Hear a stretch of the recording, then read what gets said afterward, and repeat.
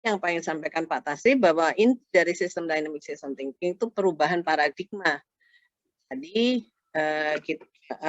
struktur itu ada feedback, level, delay, non-linearity. Kita harus mulai dari persoalan, kita bikin CLD-nya ini adalah tahap konseptualisasi, di situ bisa dari model mental, bisa dari literatur, penelitian, survei, dan sebagainya, terus digambar CLD-nya tadi sudah, nanti kita akan sampai tadi sebagian yang tadi model kemauan pencapaian itu sudah saya bikinkan flow diagramnya, dan dari situ kita bisa simulasikan, tadi bisa dilihat bahwa kalau kemauan itu nggak ada, memang benar nggak ada perubahan, walaupun ada pendampingan.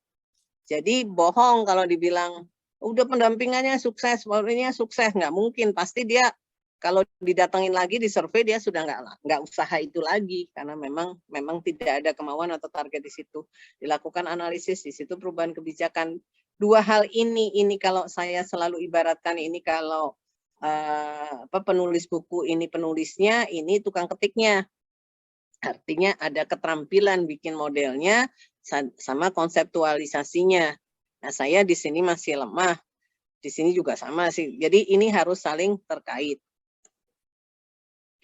Jadi model itu dikembangkan sesuai tujuannya dan sebagai media dialog untuk menjawab persoalan. Jadi dalam sistem dynamic kita tidak mengenal independen, variabel, dan dependen. Yang ada itu interdependen, karena kenyataannya dari tadi yang model lingkungan manusia dan lingkungan semua itu saling terkait. Mungkin kita bisa ini, dan tidak ada dikotomi antara kualitatif dan kuantitatif. Bukan datanya ya, tapi metodologi kuantitatif dan kualitatif itu tidak dikotomi. Hal yang perlu diperhatikan tadi mempelajari sistem itu perlu perubahan paradigma berpikir, model SDS sekedar model yang menggunakan simulation software, jadi cuma pakai software Vensim atau Porsim itu sudah sistem, bukan. Tapi metodologi tidak mengenal dikotomi tadi kualitatif, kuantitatif maupun mixed method, tidak mengenal independen, variabel, dan dependent, tapi interdependent relationship. Penyederhanaan dunia nyata, awas, bukan penyederhanaan, tetapi model adalah deskripsi atau gambaran dari fenomena yang dapat ditentukan bentuk yang dapat dikomunikasikan. Artinya, kalau kita ingin menyelesaikan satu masalah, bukan terus disederhanakan begini-begini, enggak, tapi semua yang terkait itu harus dimasukkan.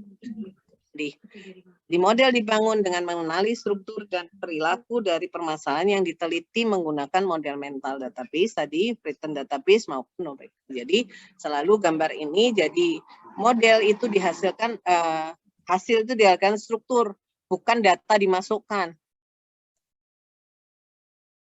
Dan kita di dalam fenomena itu selalu ada struktur fisik yang mengikuti hukum alam dan putusan manusianya yang ada di dalam sistem itu. Nah, kalau mau bikin model mudahnya dari struktur fisiknya dulu, baru nanti memodelkan putusannya, karena si fisik itu kan udah pasti ya.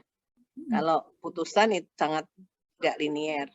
Baik, itu saja yang bisa saya sampaikan dari apa yang pernah disampaikan Pak Tasrif. Ada pertanyaan sampai sini sebelum saya lanjutkan ke itu?